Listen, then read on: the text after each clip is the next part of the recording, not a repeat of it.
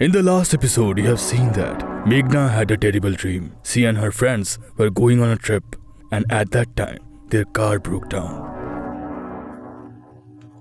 There was an ancient palace where the car was parked, which Meghna kept seeing in her dreams. To find out the secret of the dreams, Meghna's friend took her inside the palace. There, a group of bats attacked them, and at that time, they could see a woman whose legs were bent and who was dancing. When Meghna could see that woman's face, she got scared and screamed. Everyone got scared and left from there and came back home. But that night, that mysterious woman came to Meghna's house and attacked Meghna's body. It was 3 o'clock at night.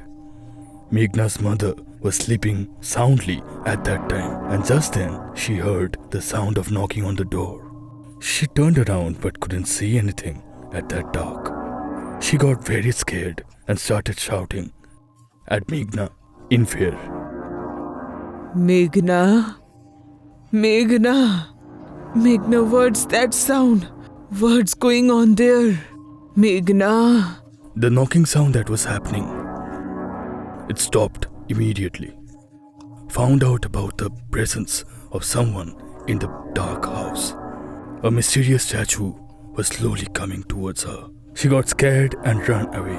And then a blue light was seen. Meghna was coming to her with a candle in her hand. The candle's light fell on Meghna's face. Meghna's mother got scared and got up. Meghna's whole head was covered in blood. And she was laughing like a witch. She gave her a finger in his mouth and asked his mother to shut up. Meghna? What happened to you? How did you get hurt? Come, I will bandage your head. Meghna's mother took a cloth, and with that cloth, and she began to clean her head. She began to clean her head with that. Meghna took that cloth and threw it away, and his hand and feet began to shake. Meghna's mother was very scared to seeing this. Meghna? Meghna, what happened to you? Meghna, what are you doing alone? Meghna ran towards her mother very angrily. Her eyes was on fire. Her hands and feet were shaking strangely. She felt as if some invisible force was pulling her. She turned her face towards the temple and sat down.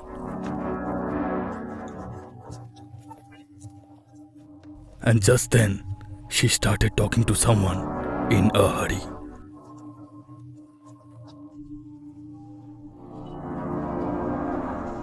Gomti had thought that something had happened to Meghna. But she didn't say anything. She quietly whispered the name of God in her sleep. She was praying fearfully.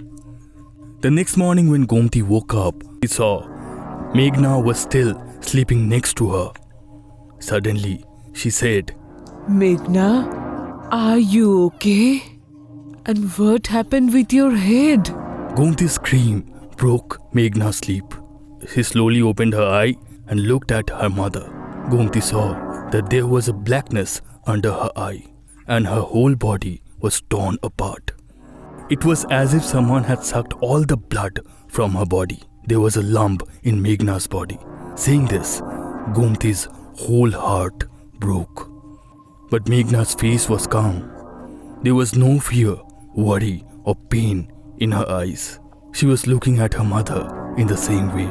God knows what happened with my daughter. That night when she went out with her friends, something happened.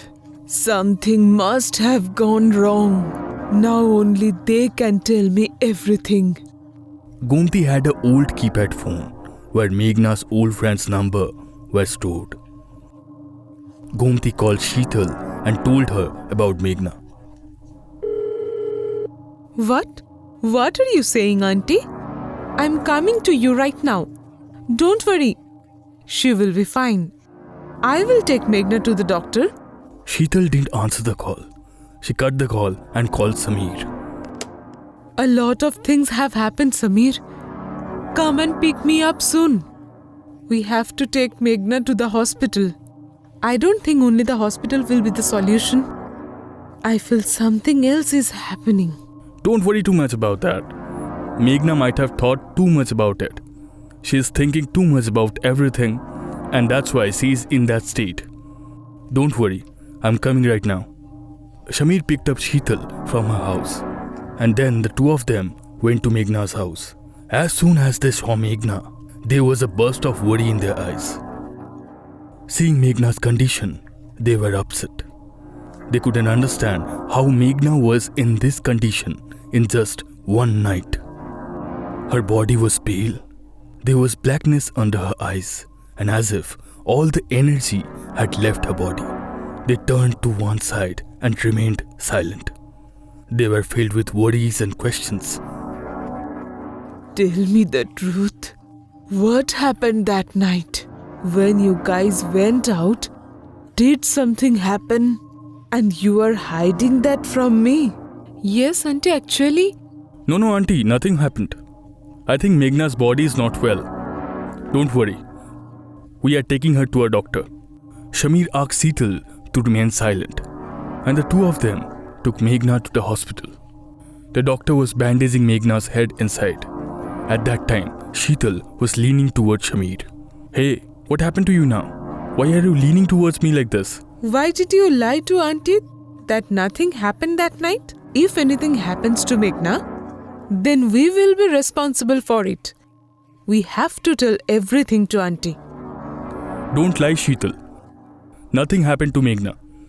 She just kept that to herself. And if we told Auntie about these things, then Auntie would have gotten worse. She was so unwell before.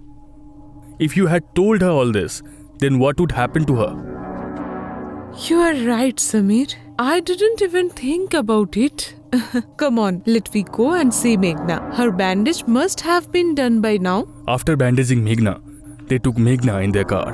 Meghna didn't open her eyes for once, and he didn't look at them either. Hey Meghna, what happened to you? Did a ghost enter you? You're sitting like this. Forget everything that happened that night. There are many people like this in this world, where ghosts roam around. That's why we can't keep everything in mind, right? Samir, I think we should take Meghna to the temple. She will feel better if she goes to the temple. Going to the temple might help her overcome the fear as well. Let's do one thing. Take the car to the left and go towards the temple. When Sheetal said this, Meghna got angry and got out of the car, and she threw the steering wheel in her hand. The balance of the car was broken, and the car hit a tree in front of her. It hit so hard that Shamir's head hit the steering wheel, and there was a hole in his head. Blood was flowing from his head. Seeing all this, Sheetal started to scream in fear. Meghna sat behind and turned towards Sheetal and held Sheetal's neck with both her hands.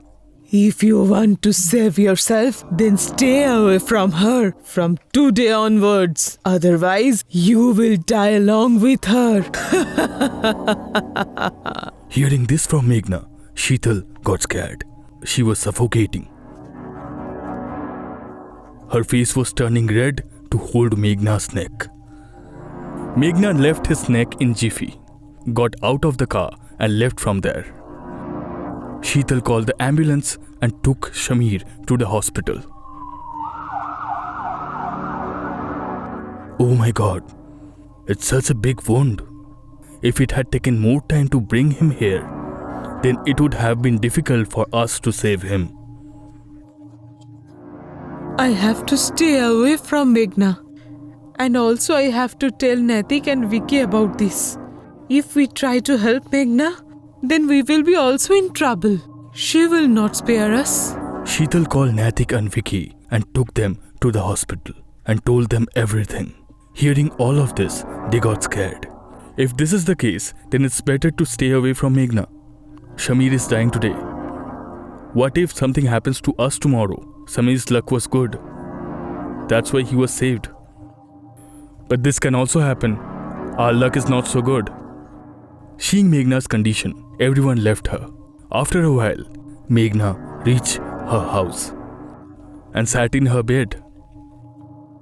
She was staring at the wall with anger, and she was shaking her head. On the other side, Gomti told her softly to take some rest. His head was aching, and she thought that her friends had come to leave her. Maybe they left her outside the house. Gomti called Sheetal and wanted to know something, but Meghna told Gomti angrily, Shut up! Otherwise I will kill you along with your daughter. But before killing you, I will kill her first so that you can see her pain. I will kill her with such pain that you will beg me to kill her. Who are you? What have you done to my daughter? Why are you torturing her? I will bring the tantric right now.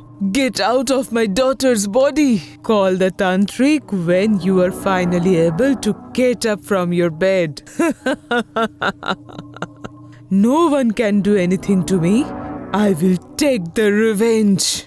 Revenge? What revenge?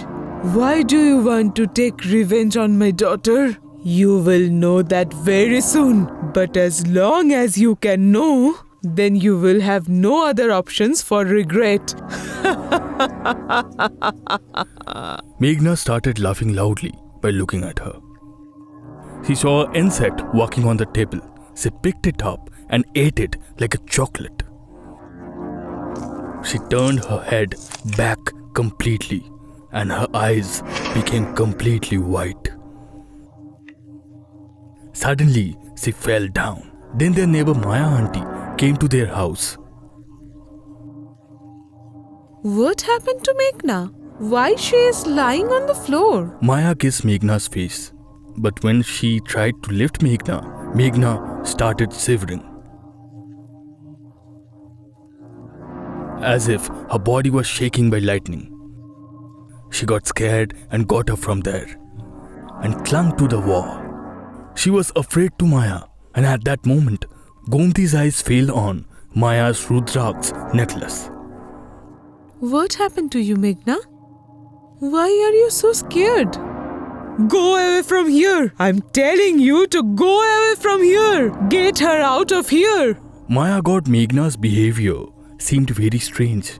She turned to Gomti and Gomti's gestures, and Gomti said something to her that was not possible to say in words. Maya quickly left her house and reached the village temple. What happened, mother? Why are you scared? Is everything alright? Priest, actually, Gomti's daughter Meghna, something seems to have possessed her. Please come with me quickly. Otherwise the shadow will not leave her. What? Gomti's daughter was attacked by a demon? Don't worry, I'm going with you right now. Maya took Uncle Purohit and reached Gomti's house. Meghna was sitting in a corner of the house and was saying something in a hurry. And the temple was on fire. Gomti was helpless. She couldn't get up from the bed to save her daughter. When Purohit uncle entered the house, Meghna understood. He followed her. Priest, why did you come here? If you have come here to save her, then go away from here. Because I have been waiting for so many years just to take the revenge. If you don't let me take the revenge, then I will kill you. Revenge? What revenge?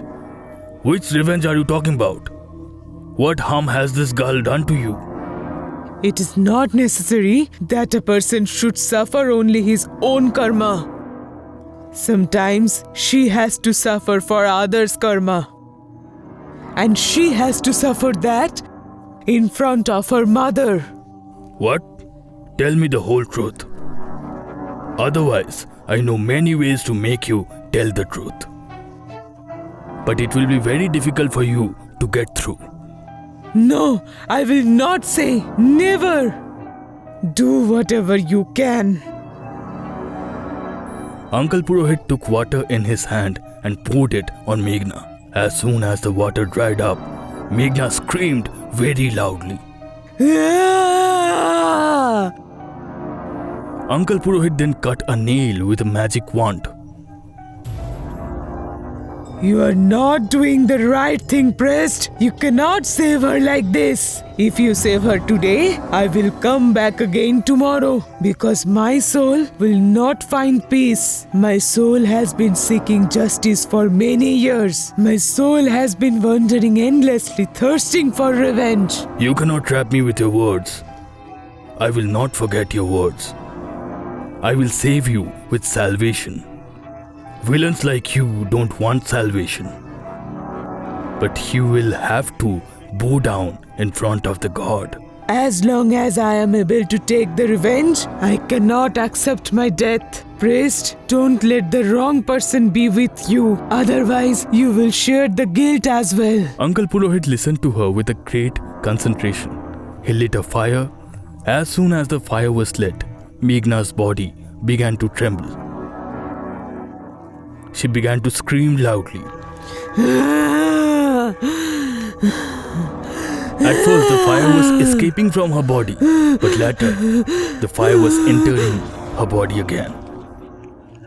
Uncle Purohit stayed there for about 2 hours. But even after the ritual was completed, Uncle Purohit was not able to escape from Meghna's body.